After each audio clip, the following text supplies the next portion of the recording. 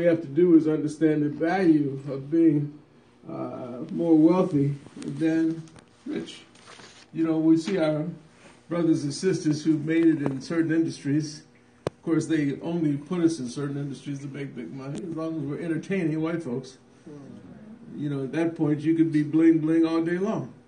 And I've seen too many people with bling in their ears, their nose, around their toes that don't have 25 cents in their pocket. You know, we have to understand the value of sustainable wealth, generational. When we're born, we start at zero. When they're born, they're at about 60% already. I was driving around just the other day, and somebody said, man, look, all these folks in cars, all this traffic, and look at all these buildings. Who owns that? And how did they get it? Well, after we gave them over 400 years of free labor, they made enough money to build Wall Street, to build the industrial complex, and it all came off of free slave labor out of the South. Now, unfortunately, our mentality continues to allow us to be nothing much more than a slave.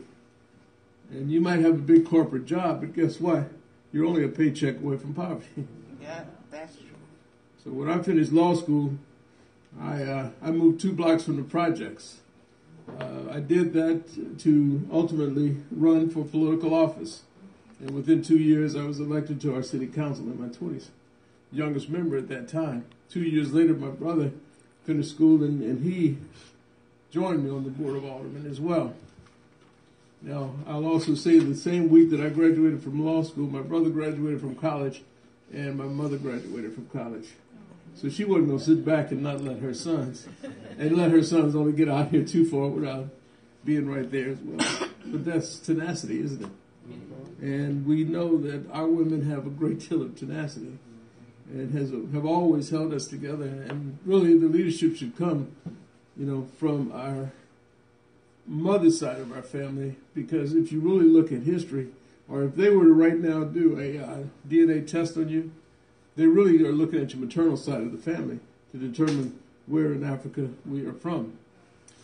I'm part of the Actionaire group, and this next year they're going to tell me from whence I've come, which nation, and it's probably going to be multiple nations, but we'll see. But anybody know George Frazier? Some of y'all know George. Y'all know what George looks like, right? Yeah. Okay. For those who don't know, George is a lot lighter than me, and I'm pretty light. And I said, listen, if George can find that he's from the Cameroon, then don't worry about me. I will be okay. I can go and track me down. It'll be cool. You know. But, you know, I mention Africa a lot because the origin of the human comes from Africa. At least that's the oldest known Homo sapien that's been found. And we are products of our ancestors, right?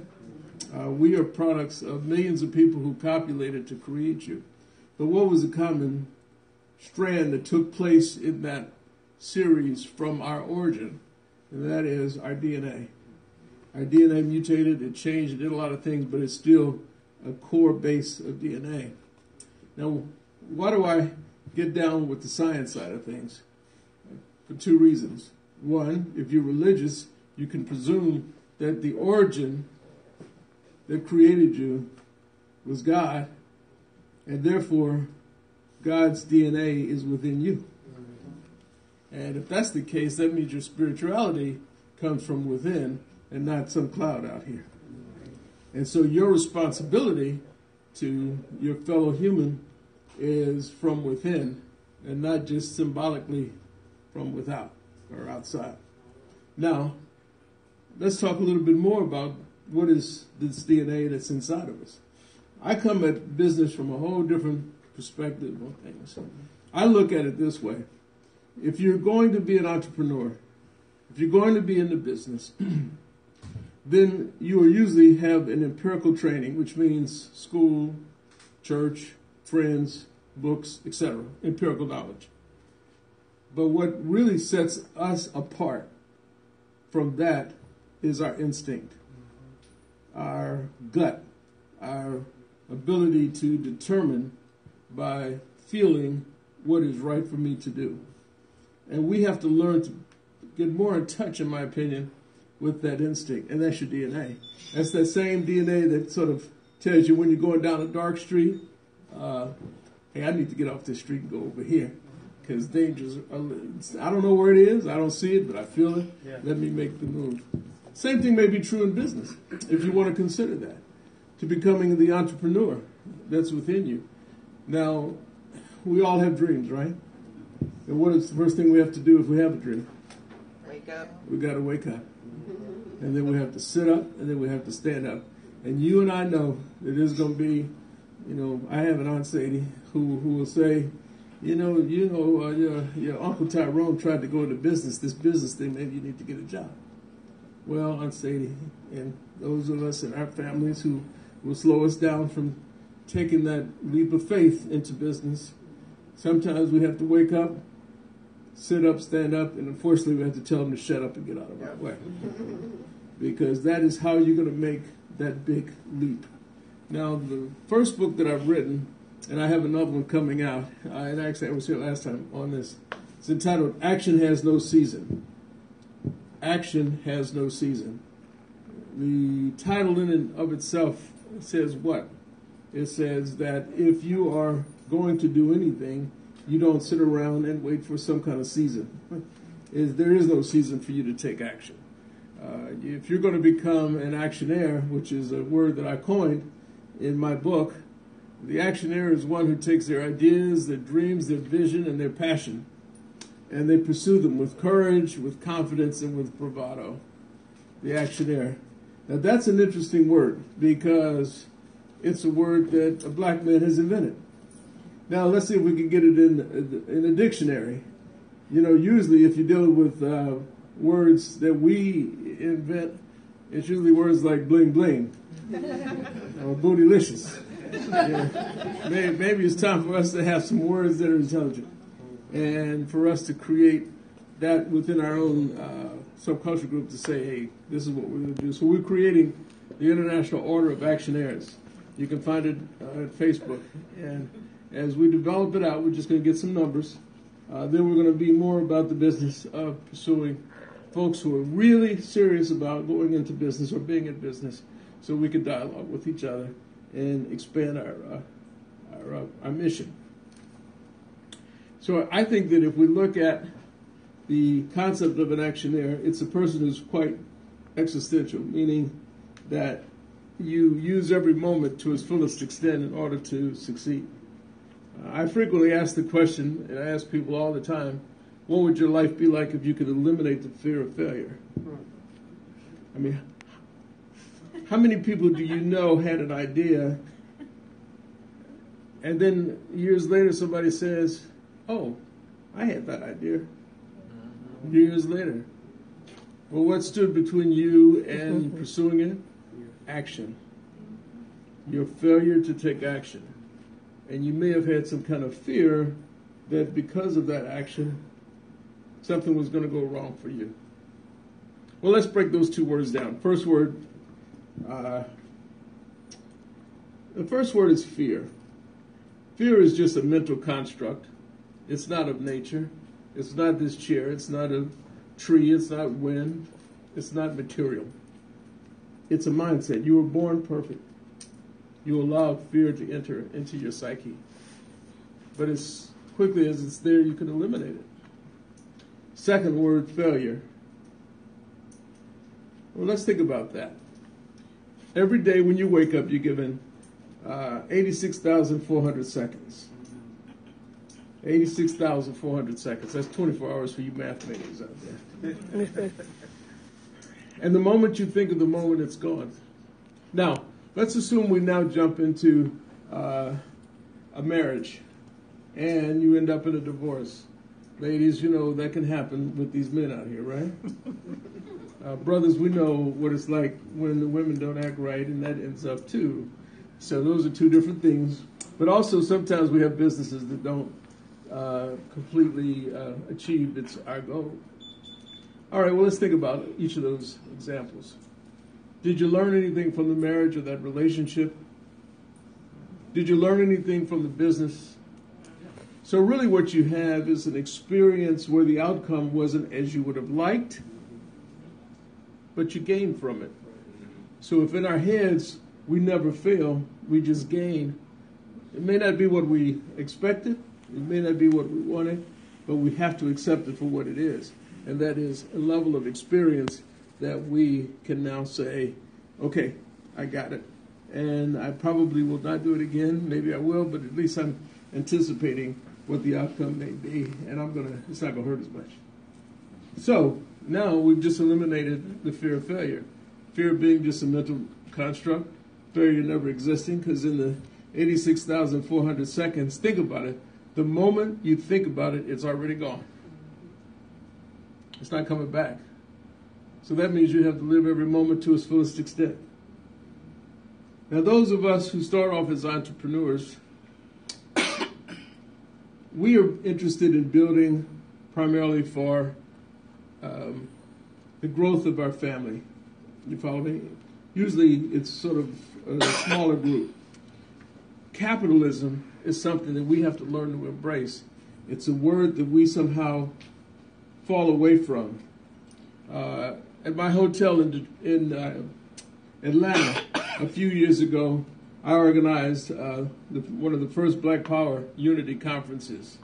I had everybody from the Nation of Islam, all three segments of them, brothers who were in the new Black Panther Party, the old Black Panther, and everybody in between. And every other comment was, Black Power, fist on. So when I got up to speak, I said, now listen, I talk about capitalism. Y'all think that it's slavery, and it's the white man imposing on the black man through slavery. I said, no, slavery is slavery. I said, capitalism is I own a chair that I'm trying to sell. You have a chair you're trying to sell, and we're competing on who's going to buy our chair. It's as simple as that. It's really simple. And then what you do with the money as a capitalist is up to you. How do you give back to the community to build more in our environment? Now, if we lived in a socialist nation, we would be called what? If we lived in a communist nation, we would be called what? Well, we live in a capitalist nation, right? Why, as black people, we're afraid to call ourselves that? I'll tell you up front, I used to be an entrepreneur, but now I'm a cold-blooded capitalist. But cold-blooded in Rick James sense.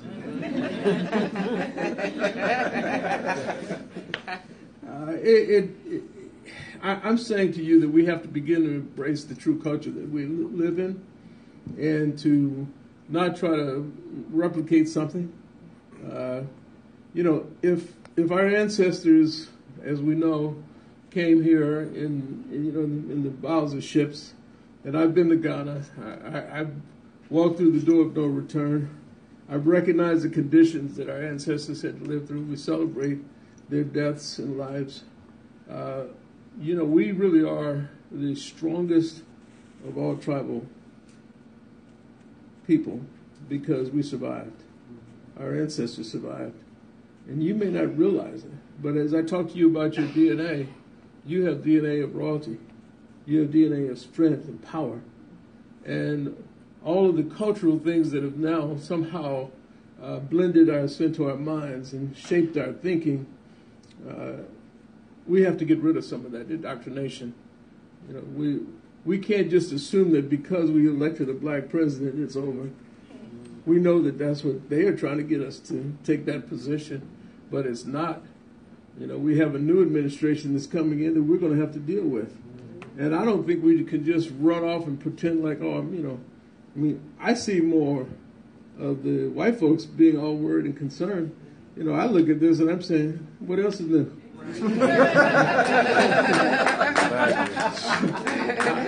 I even remember, how we felt when the Supreme Court named Bush as president. It was like, oh man, what else is new, right?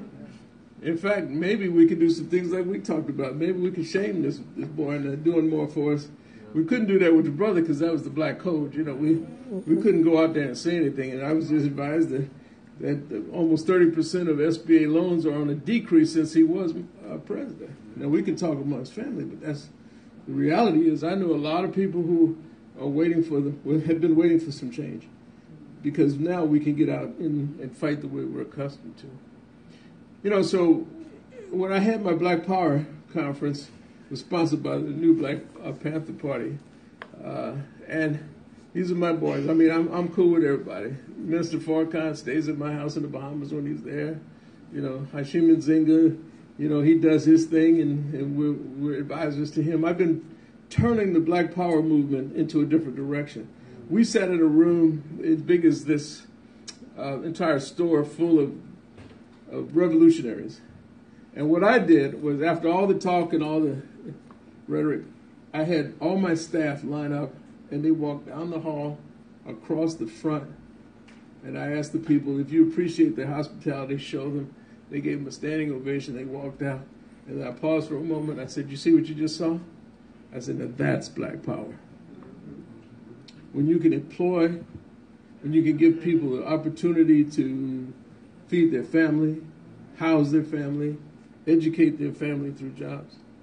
Now we're talking real power and influence. And that's why all of you who are interested, you need to make sure your dream is a reality. Now, it may not be the perfect time to do what you do, but you don't know that until you get out here and try. I've had hundreds of businesses. I did a rough number. In the years I've been around, I've employed somewhere in the neighborhood of about 11,000 people. 99% were black. All 12 or 14 of my hotels, where the white folks said we can't find anybody to manage their hotels, they were all black managers. And most of them were black female managers of my hotels on top of that. So I get really tired when I hear people tell me they can't find anybody. But we have to re-educate ourselves, and we have to start with the schools. I've spoken at Harvard, I've spoken at Howard, I've spoken at Morehouse, and I've spoken at, I think even here, Texas Southern, and all over. When you go to the business school and you ask this question, as I have, out of 100 case studies that your business students read, how many are black businesses? 0. He's in, how many? 0. 0. He's working on his MBA now. 0. Now, when I said that to my friend who's the dean of the Howard Business School, he and I had been placed on the Presidential National Advisory Council for Innovation and Entrepreneurship. Barack put me on it. So I sat with the Secretary of Commerce for 3 years, Steve Case, the founder of AOL, the lady who started iRobot, and on around the president of MIT and a number of universities, about 26 of us. And we were creating and raising the questions, how do we get more jobs and have more insourcing as opposed to outsourcing in America? So I asked the brother from Howard, I said, well, how many black businesses do you refer to in your course of study? And he couldn't think of it. He said, maybe radio and TV one. Okay. I said, well, then if you're treating our MBAs, our business students with that lack of education, that miseducation, if you make them think that they can come out of business school, start a business the same way the white people did, you're not giving them the kind of education that they need. I said, you got to create a horn book. You have to create, get into the research and pull stories and bring them out. Well, where do you find them? I mean, where do I find them? Black Enterprise has been printing the top 100 black businesses for 40 years. Now, whether they're in business or not in business, we still got to tell the story. If you go back to A.G. Gaston, in Birmingham, I mean, A.G. Gaston had a third-grade education and created like a dozen businesses. He owned a radio station. He owned an insurance company. He owned a funeral home. He owned a motel, and the only one that Martin Luther King and others could stay at. In fact, that's where he wrote several of his speeches in room number 6, which is now boarded up and shut down. I went there. They wanted me to buy it and reopen it, and we're still looking at that. But why isn't that in our history books? So I go over to Black Studies and I ask the same question. Look, I am reading Black Studies, which we wrote, which we forced and created, because white history didn't tell us anything about Sojourner Truth and didn't, So now I'm reading about, freeing slavery. I'm reading about the Civil Rights Movement. Where is capitalism and the history of black? Why don't we learn about the 62 black insurance companies that started after slavery because the big boys, wouldn't insure us? Why don't we know about North Carolina Mutual and all the various ones that are out here? In our history, we were writing the history. We're supposed to tell the history. Now, if you read your regular history, I use that term loosely, that was written before that, you're going to read about Rockefeller and Mellon and Henry Ford and all those people, those robber barons. You're going to read about them. Why? Because they understand that American history is capitalism history. And yet we're still over here trying to study slavery and stuff like that. You see? Now, who is writing that? We are at this point. So we have to say, I hope there's somebody in this room who might take the moment and start to help document more capitalism history than anything else.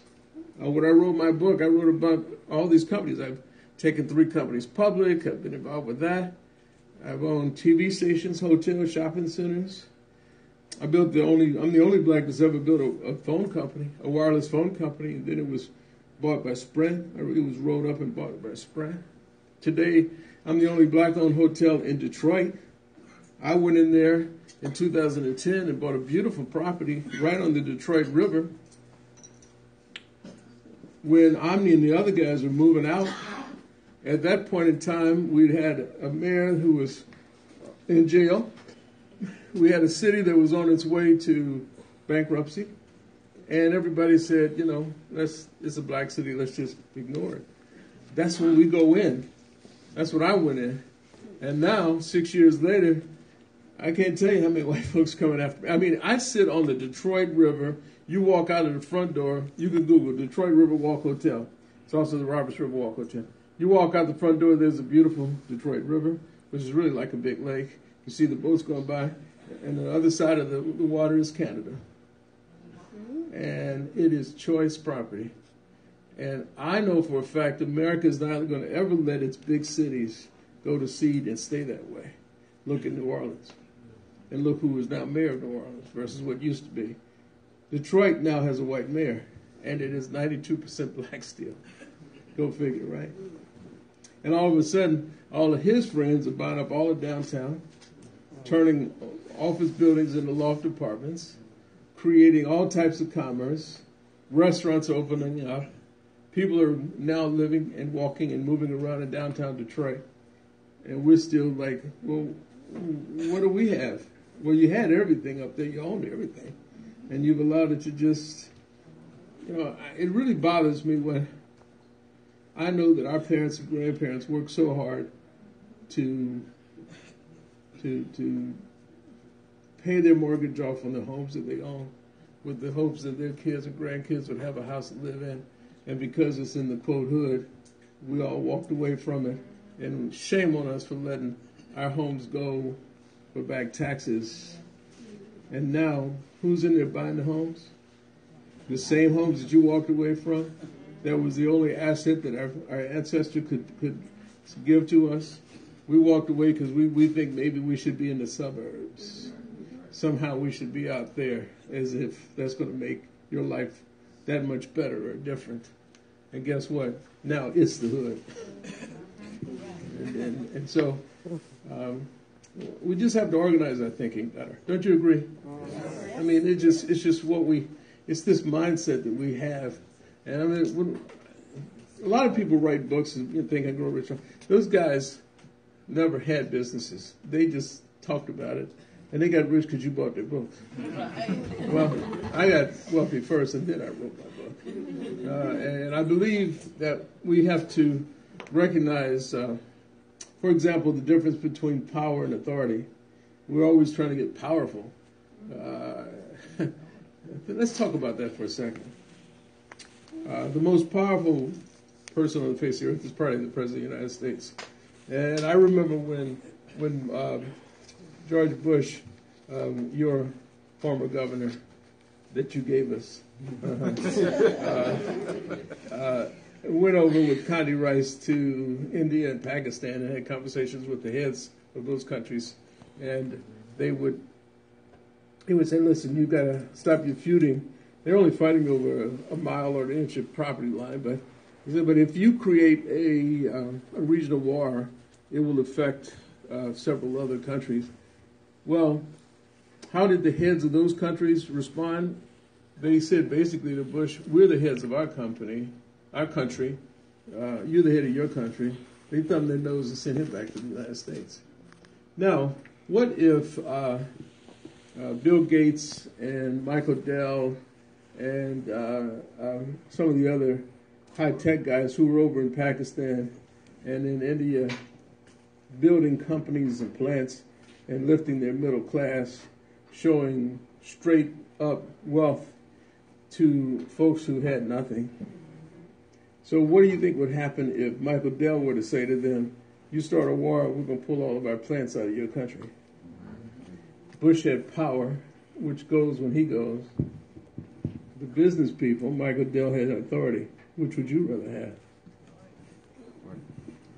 And that's why we have to always pursue and understand this concept of capitalism and moving ourselves into a place where we're doing well in business. And sustain businesses like this one by doing business with them. And, I know I'm preaching to the choir at this point because you wouldn't be here if you weren't. But let's make sure we buy something before we leave here. Right? Well, I'm talking about my book, of course. I'm joking. I joke. I joke. I'm just. But can I tell you a little story? This is completely off color. All right. Yesterday morning, I was speaking to about 700 senior citizens. Was anybody there? It was this year? Okay, good. Nobody was there because I don't see the senior citizens. So I told them this story about how an uncle of mine who, let's call him Herschel for now, he was about 78, almost an octogenarian, almost 80. He and his lady went to a sex doctor and said that they needed some counseling. And so the doctor said, well, fine. Well, you'll have to perform in the room next door. I'll watch and I'll advise you. So they went there and they performed. Then the doctor said, interesting, I don't see a problem with you guys. What are you talking about? He said, yeah, we got a problem. Okay, fine. Can we come back? He said, well, okay, we'll book it, talk to my nurse. So he did that for 4 months in a row. 4 months. Same thing. Same response.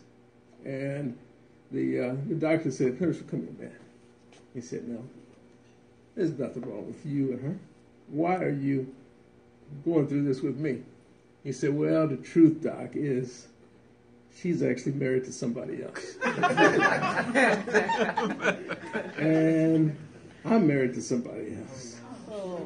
He said, no, frankly, it goes like this. The Holiday Inn costs $125 for a room. But by coming here, Medicaid and Medicare pays for it.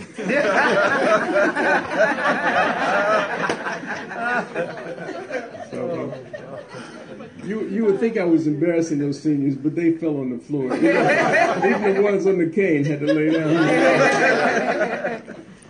But at any rate, folks, I'm going to do a little Q&A with you today. There's so much more to talk about. There's so many deals that I've done that I need to share, and I'm hoping to get my next book out at some point soon. It takes a while to write a book. I don't know how many authors are in here, but when you're doing all these other things and you're trying to accomplish so much, frequently you have to just take a moment and sit down and just get it done.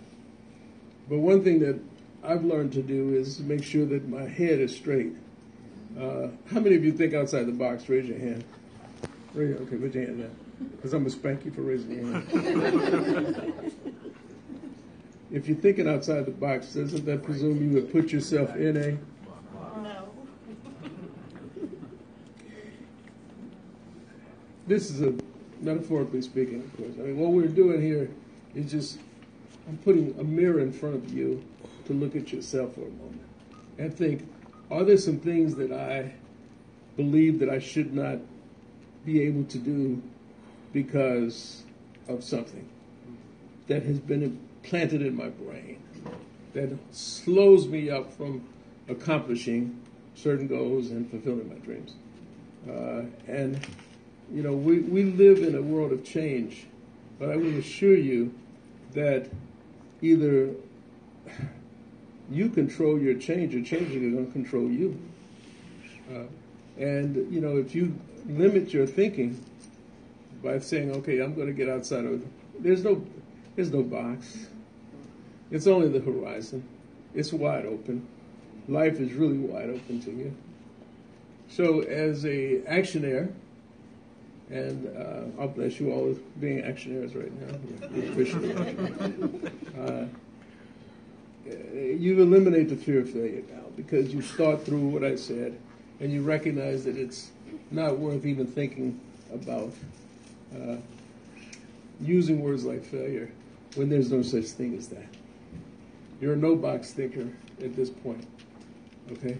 You opened yourself up to being able to avoid the life of mediocrity. You know, it's like being in a boat full of other people who are just mediocre in their thinking. They have a job. They don't want to do anything. They don't want you to do anything. At some point, you got to step out of that boat and be a water walker. Now, they're going to tell you, hey, they're going to tell you every reason why you should stay in the boat and not step out the boat and go do your thing.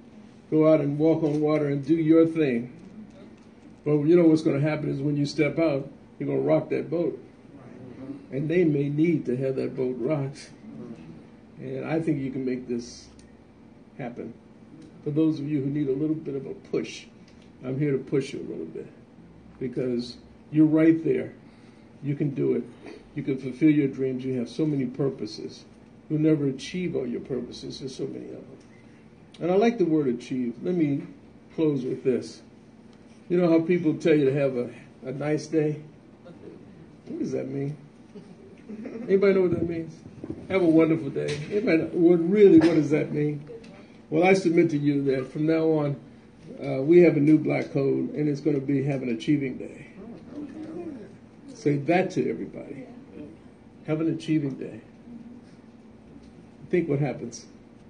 Just that thought of people going out now saying, oh, what am I going to achieve today? So it's not anymore of the have a nice day, it's have an achieving day. Because we're actionaires. And we're going to be about the business of making change. Because if we don't, change will just change us. We're going to control the change.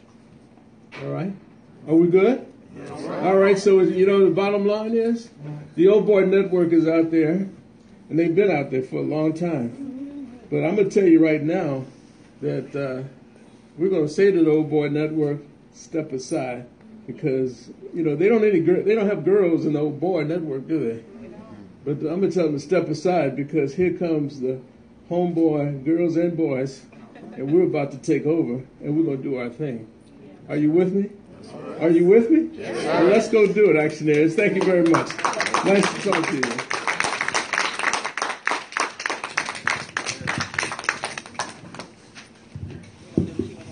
Thank you. Yeah. So stay up. So we're going to do some Q&A. We got some time. So if you can have some, this is family, right? So just raise your hand and just ask a question, and Mr. Roberts is going to be here to answer this question. Almost any question is okay. And if not, being a former politician, I'll just keep talking once you hand me the mic. So, any questions? Yes, sir. Yes, when it comes to business, is making a fast nickel better than making a slow 20? Your question is a good one, and that is relates to patience in business. I remember campaigning, and I had a guy who was sitting around. I went to his house once, and he was sitting around eating Lay's potato chips and drinking a Pepsi, watching TV. And I said, hey, brother, what are you doing, man? He told me he's waiting for his destiny to come to him. We have to create, there's no such thing, you create your destiny. All right? And what will happen is if you look at our young drug dealers who's trying to make that fast money, they're like brilliant kings that came from Africa. And unfortunately, they're out trying to hustle. If you were to go to the prisons and ask any of them who's the leader, they'd all raise their hand. Because they're the leader of their own joint, but they're over in the joint. You follow me? So that fast money idea is a challenge that we have to resist. We can make a reasonable return on investment. A good business, a solid business, can take 5 years to mature. So you have to make sure that you understand what you're doing. Now, unless you have created the newest, hottest app, or you have some interest in the internet where things can happen much, much, much faster, big numbers, we're still going to pretty much be bread and butter business people over here. If Trump is able to do what Barack was trying to do, and that is rebuild the infrastructure of this country, as he says he's going to do, then there may be an effort for a lot of us to get back into the types of construction and related services that may be available for us. But we'll have to push that hard, politically speaking. We got to check on some technical stuff. Next question. What made you start a business in the media, radio, television? Yes. That's a good question. I actually have a undergraduate degree in communication arts. I had no idea that would lead me into the business world, of course. Literally, things happen sometimes not by chance, but sometimes that may be the right term. My brother and I were running our business. We were doing a lot of corporate consulting at the time, both of us having finished law school. And a guy walked down the hall one day and said, I have some friends who know about a TV license that's available in St. Louis, East St. Louis market. Back then, you're supposed to have an advantage if you're a minority to apply for the license and receive it. We said, yeah, let's go for it. And it said, you need a law firm out of D.C., you need a consultant, you need an engineer. So we had a couple of dollars and we hired them. And it took us almost 8 years, I guess, to complete, and 9 years to go in the air. And back then, we thought we could go as an independent station on the air because it was hot when we started. But by the time the middle of the 80s blew through, that had dropped off. And there weren't too many independent, smaller stations, but there was something called the Home Shopping Network that was emerging. And we learned about that. I flew down and met with them, and we became an affiliate of the Home Shopping Network, which made the over-the-air broadcast possible. What had happened was, historically speaking, Home Shopping Network started this way. Two guys in Tampa, Florida, owned a radio station. One day, one of their customers who couldn't pay his advertising bill walked in with 114 electric can openers and said, I'm going to give you these, but I can't pay. They looked around and said, what are we going to do with them? And then they got on the radio and said, for the first 114 people who show up, you can buy a can opener for 50%. They sold out in about 3 hours. That is how the home shopping concept was launched. I know because in addition to building a few of those TV stations, and we did TV because cable was kicking us off, because at a certain point, cable was beginning to get into business themselves with QVC and CBN. See, that was all cable boys, and they were knocking off home shopping, because home shopping did not own any cable. So at the end of the day, HSN would buy or do business with TV stations, and TV stations had the must-carry provision, which said the cable boys had to cover you, so that's how they got back in. And that's how I got started. And so I built several of those, and then came the UPN, and I bought some, started creating the UPN concepts. Then they went out of business, and it became difficult, and ultimately I said, well, great. I'll sell them. Yeah, because I became WBEs for a while and all that. I don't know if that helps, but then in Jackson, Mississippi, there was a radio station became available. They had gone out of business or bankruptcy. We bought it out of bankruptcy just to test the opportunity to have a radio station. It worked out. It's still on the air now for anybody who goes to Jackson 97.7, Roberts Broadcasting. And, it's a simple question, but it's a complex answer. How do you get started? Yeah. Sometimes you just don't know how you get started. But it was because I was in TV that moved me, and the TV stations were all run on analog signals. Mm-hmm. But they were moving us to digital. Phone companies at the time were on analog. You remember the snap, crackle, drop phones? When the coolest person in the theater had a big box with a phone in it? You remember those days? Some of you remember. Not everybody, I'm not sure. At any rate, those are analog phones. And the thing was, they were going to move from analog to digital in the phone business. And that's when I jumped into the phone auctions to get licenses. And then from there, I negotiated with Sprint, became a broader one. We built the phone company. We got the financing through vendor financing, $54 million. And then we ultimately went public and sold it for $300 million. Any other questions? Yes, sir. Hypothetical question. Say, for instance, tomorrow, imagine where all your money is gone. All of your contacts, all of your people, your employees, they're all gone. You can reduce $5,000 but you still have your knowledge, and you still have your health, your strength. What is the first thing you would do to start rebuilding? I'd go right back where I started in the inner cities, and I'd buy a house for back taxes or something for $400 or $500. I'd put sweat equity into it. I'd build it up. I'd put maybe $2,500 into it to get it back up.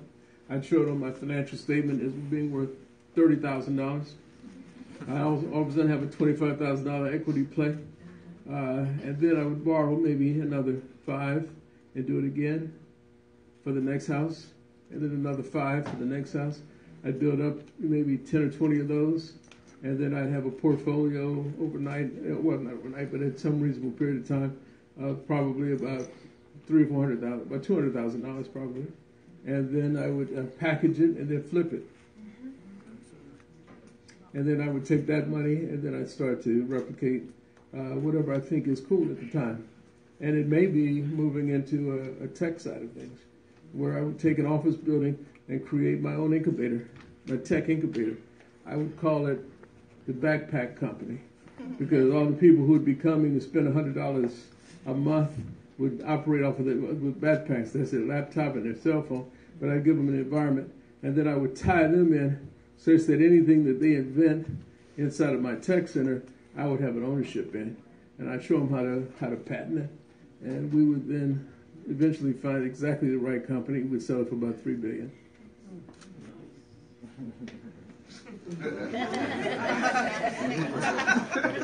Got the plan now, bro. You got to take some action.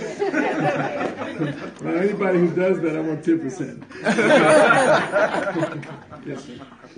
I know a lot of us black folks have not even heard. Can you speak up a little bit? I know a lot of us black folks have not even heard anything about what Trump says he wants to do for black. So my question to you is, have you even thought about trying to some degree work with him? Let me explain what I mean when I say that, because by him being white, never been black, he's not really going to know what to do if he even wants to do it. You know what I mean? That's right. So he needs to have a liaison that, that is black, first off, and successful, but knows the way that we need to get it done. You know what I mean? Because what we don't want is him taking over the black community, but kicking all the blacks out, gentrifying it. You know what I mean? We don't want him to do it that way. You know what I mean? We want to create jobs for blacks. You know what I mean? But my point is, have you ever thought about trying to work with the new administration? I would work with the administration. Okay. And I have two examples of linked with Trump.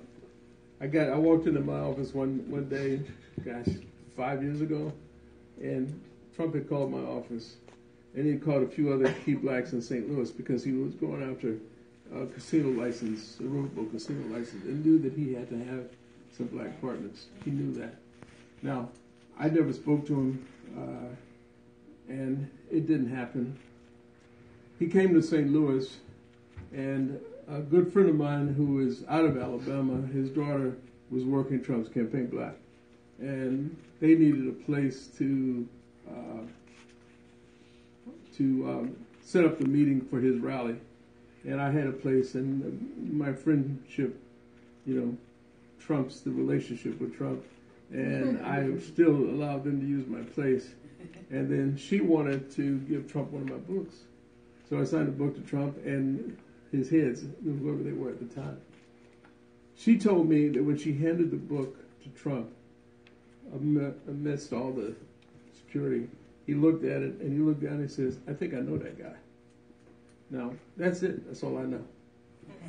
So, query, is that a window of opportunity or is that, yes, I don't know. But the bottom line is, I have colleagues who are more successful than me around the country, and we've all felt that we've not been able to get much from the brother at the White House now, and we think that if you look at Republican history, they are business-minded. In fact, some of the biggest programs that led us to where we have been in the past came out of the Nixon administration, believe it or not. He created the MBDA. He built up SBA. He had some brothers out of Kansas City and other places like Art Fletcher and others who were pretty good black Republicans, which I know sounds like an oxymoron, but they really were about business, and they took off and created quite a bit. I think it's it's like an open book. He was campaigning. He said, "What do we have to lose?" Remember those words? Why don't vote for him? And we didn't vote for him, but I guess I believe in a two-party system. I think there's balance to that. So, can we get there? Only time will tell. We'll have to see. Do you have connections with the Republican Party down here? Well, no, I was going to say that because I know you was at the Fraser Power Network. Sir? You was at the Power Network. I'm one of the speakers of Power. Yes. I was there at the last one.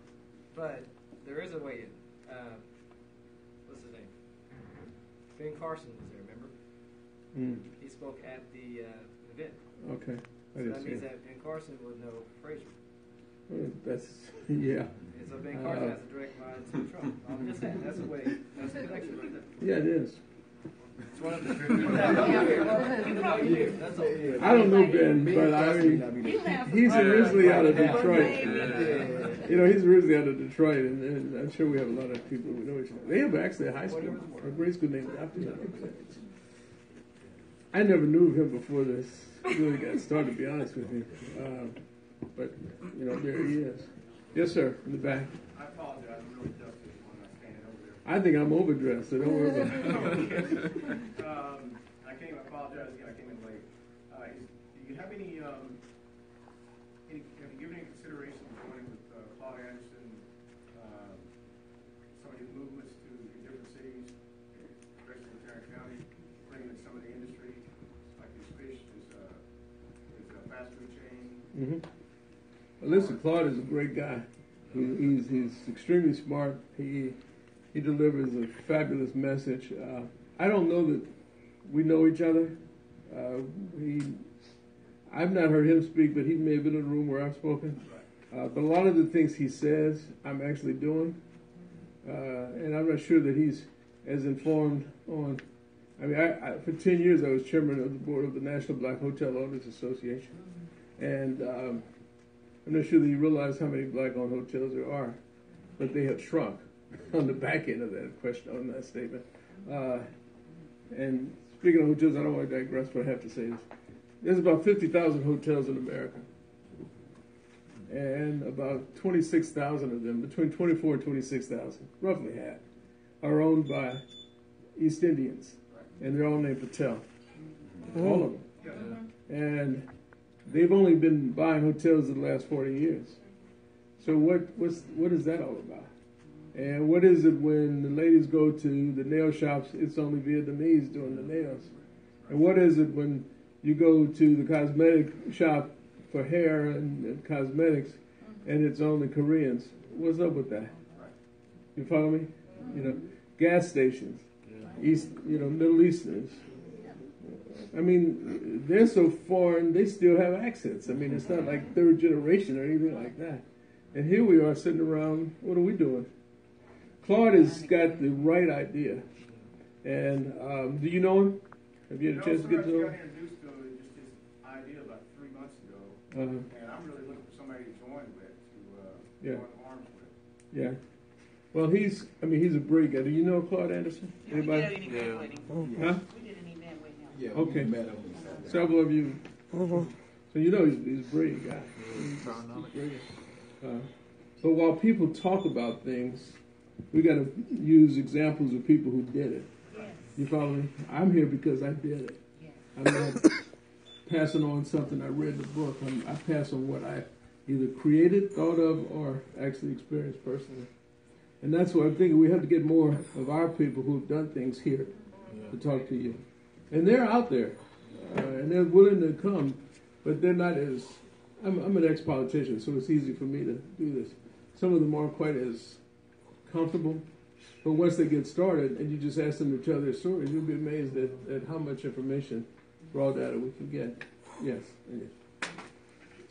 I'm going to let the two owners fight over who's going to ask the next question. Mr. Roberts, I know that you are definitely concerned and connected to the community, but are a lot of the people you talk about, are they, Yeah. do they really have a heart for community? Are they willing to come? I think so. I think a lot of them are, they're not authors or anything like that. But, I mean, a great example. Greg Jackson. Anybody know who that is in Detroit? You don't know Greg? Owns a Mercedes dealership. He owns a Toyota dealership. He owns a Cadillac dealership. And he owns a Ford dealership. He owns 2 towers of residential developments in Detroit that probably have maybe 1,000 residents in it. He owns a golf course. I mean, this brother has, and he's in his middle 50s, I'm going to guess. Before the recession, like others, he had many more dealerships, and then he came back. He would love to come here. You've got a guy here that just moved here about 2 years ago who has a book. It's called Take Me to the King. And his name is Joel Wiggins, W-O-G-G-I-S. Just heard him. He would have been here with me today, but he's out of town. But he owned, I think, 4 or 5 Ford dealerships in North Carolina. He's closing them. He's coming here. I think he's going to put one in, I want to say Austin, another city, but he's living here. He has a book, and I'll connect you guys with him. But here's I'm sure a multimillionaire at one point, and very successful, and so ready to share. I mean, his book is very interesting because he's a very religious guy, and he takes on the church. And he basically says that we have kings amongst us who we need to listen to and follow, and then we have priests and pastors. And the priests and pastors should be responding to the kings, who are people like us in this room who are out doing things for our community. But instead, the priests and pastors are trying to make themselves the kings. So they end up building great temples to themselves. And they have all the money that you're giving them, and they have their sheep, and they're the shepherds. They're broke. Come into church, and if anything else, and you don't have any cash, they'll tell you, "Well, give us your credit card." Oh, It's crazy. that's a chapter in the destruction of Am I lying? No. It's a book for a whole nother day. But he wrote this book. No, I'm serious. But this is the nature of his book, and I got to tell you, when he comes here, you make sure the room's packed, because he will lay it out in a very beautiful way, and he'll talk about how some of us have to be disciples to the kings, to help push the effort of the king, who's interested in employing and creating other opportunities. And it doesn't have to just be an entrepreneurship, but it's just that leader that is required who's looking out for the people, whereas our preachers and our pastors tend to look out for themselves. Now, they won't tell you that, but all you got to do is open your eyes and look at it. What are they driving? Where do they live? What's the size of the temple? Are they always and who sits in the front pews? The ones who give the most money. You follow me? It's not supposed to be like that. Right. It's not supposed to be like that. Oh, yes. Okay. I want to go into back into Africa real quick. Just actually Texas and Africa connection, and that is the crude oil. And if his policies with having everybody get revetted or whatever, are we prepared to take over some of the gas stations? If not, what can we do to get prepared and get into brokering on the crude oil side? So take me there, because that's where I want to go personally and start getting involved in that business and the refinement of crude oil, and just kind of go there. And with Texas being the petrol capital, really, what they call it, of the world, and we're not even really operating like Well, yes, we are. We are. There's a brother by the name of Luwan who lives in Houston, who's a multi maybe a billionaire, but originally from Nigeria. He's been doing this for many years, and there are others who are on it, but we don't recognize the king, and therefore we don't know anything about that person. But he has done extremely well. And then there are those who are on the continent who know how to do it that we're not connected with yet, that we could be, in my opinion. So it's not like we're starting at zero. What we can do is identify those who are in the business, and I've heard of several, especially in Texas, that have been in the business in one way or another. But there's a whole lot of other dynamics in the oil business. It's extracting, it's security, it's transport, it's energy, the power source to handle. I mean, the gold industry has almost dropped off totally in Ghana because they can't provide proper energy to the gold mines to work, and the generators, they don't have the right. It's too expensive to run the generators using coal or gas. If you run it with that, then the cost of extraction versus the cost of a dropped market in gold has suddenly allowed this thing to balance, to fall apart. And so a lot of guys that were working in the gold mines in Ghana are unemployed right now. And they gave them some money, but the economy is a weird thing when it comes to fossil fuels. We don't need to be dealing with fossil fuels. We need to be dealing with solar, wind, turbine. We have to recognize that nature has clean fuel opportunities, and that's what we should be focusing our attention on, and not fossil fuels. Yes, ma'am. So thank you, first off, for addressing the situation with the churches, because that essentially, in and of itself, was one of my questions. So now I don't have to ask it. So I want to know more about your stance on the black-owned businesses and finance in this country, especially as it relates towards the black community. Me personally, I've raised capital from venture capital firms. I've worked with some as well. But when you go into the black community, all you hear about is business loans. They're not exposed to finance and how finance really can work from an investment angle.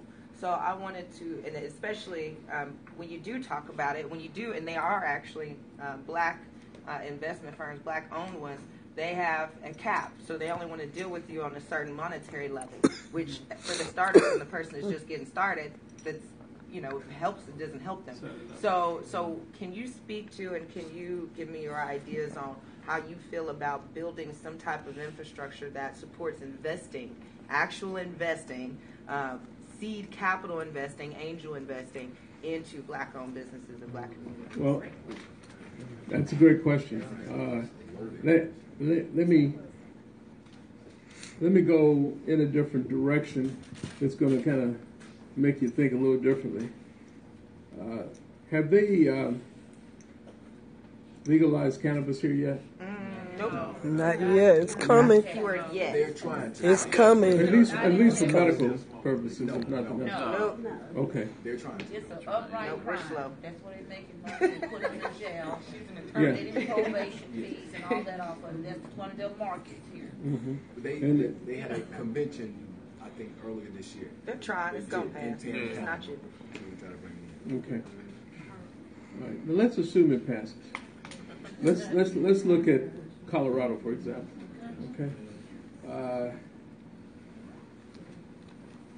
Because it is a federal offense, the cash that derives from the cannabis sales cannot be placed in federal banks. Yeah. You can't wire it. Otherwise, you're breaking federal law. You go to jail. So where are they putting their money? Where are they putting these hundreds of millions of dollars that they're making? Cryptocurrency.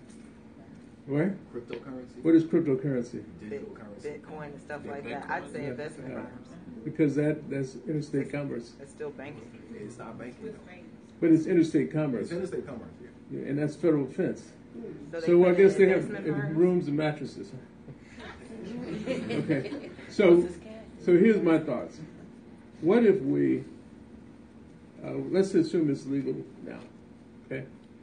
And what if we created a state bank and we had the charter written, Constantly, where the charter allowed us to receive proceeds from cannabis sales. Now, we can't wire it into any other banks. It has to stay inside of a state bank scenario. But that state bank scenario can make loans. Well, it can make investments, probably blue chip investments to protect it. But over time, you're going to build a considerable amount of money that's going to have a need to exit.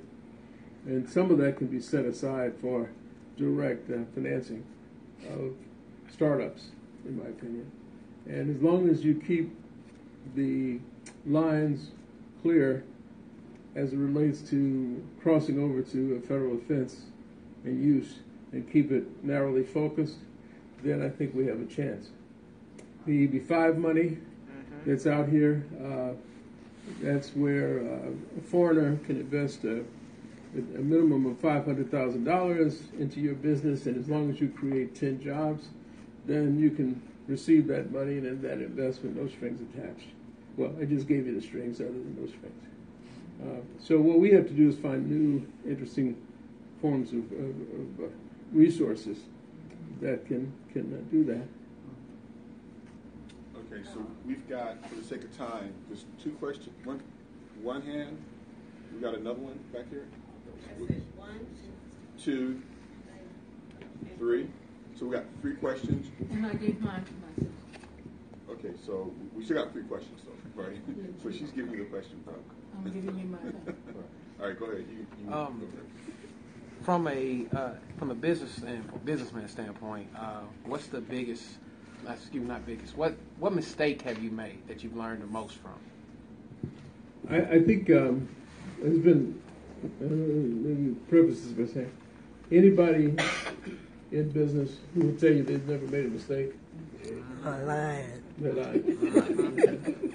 I've made plenty where I've had a number of businesses, not like, say, Trump steak, but no, I've had, where sometimes or you just, your market isn't there, or you don't take the time to do it. I've owned hundreds of companies, so I can tell you so many of them. But I think one big one was when I took a company public and I made a decision between cash and stock in the emerging company with the anticipation that the stock was going to rise, and then 9/11 hit and it started to drop. Now, as a insider and board member, you're limited every 6 months to sell. So let's say I had $300 million worth of stock, and I could sell 50 at a time and wait and just drop it. So you may not get the full dollar value.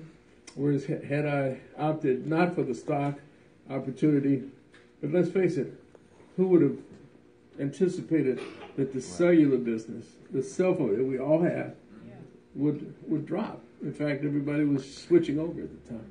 But 9/11 caused a complete, and then Sarbanes-Oxley steps in.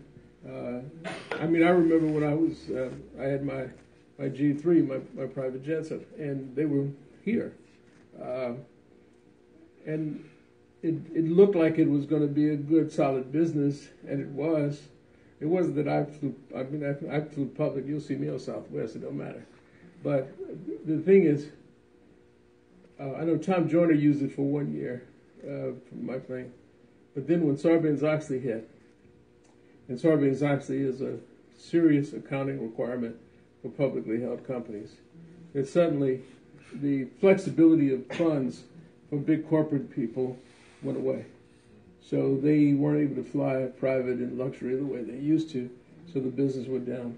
And then when that went down, the value of the asset went down. So you get out as fast as you can, but in the process, a few million can be lost.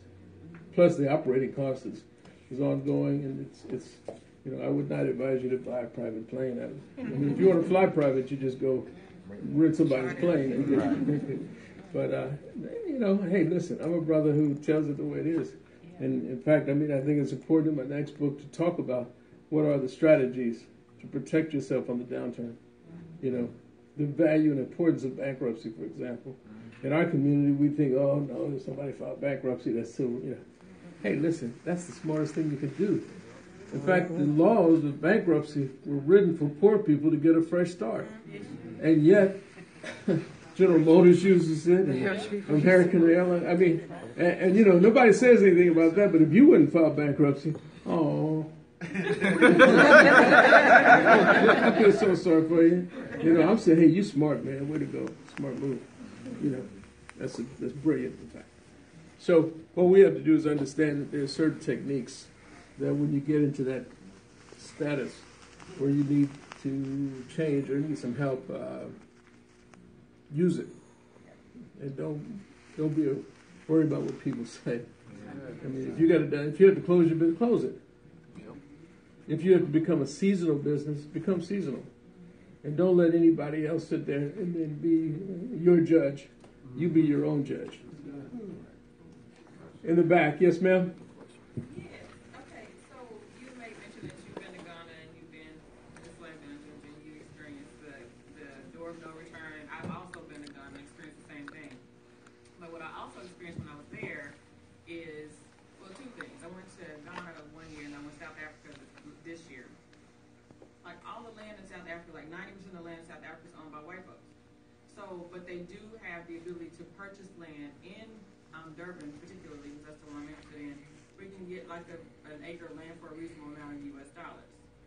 Would you encourage someone to do that? And what about building business between here and Ghana? Or here in Africa, period? Do you think it's a good idea? My heart wants to say yes, but my brain tells me no. Okay? And I only say it for this reason. I've been to South Africa as well. And you've been to Ghana. You see what it's like when you drive up and down the streets. Have you been to Haiti? I haven't been to Haiti. Go to Haiti. You want to see some people that need some help? You go there. Beautiful place. Horrible status in terms of our people. In fact, it looks... You know how they have, what do we call them over in Ghana, walking shopping malls? Up and down the street, there's people selling everything from, toilet paper to everything. But you stop your car and they're walking up and down.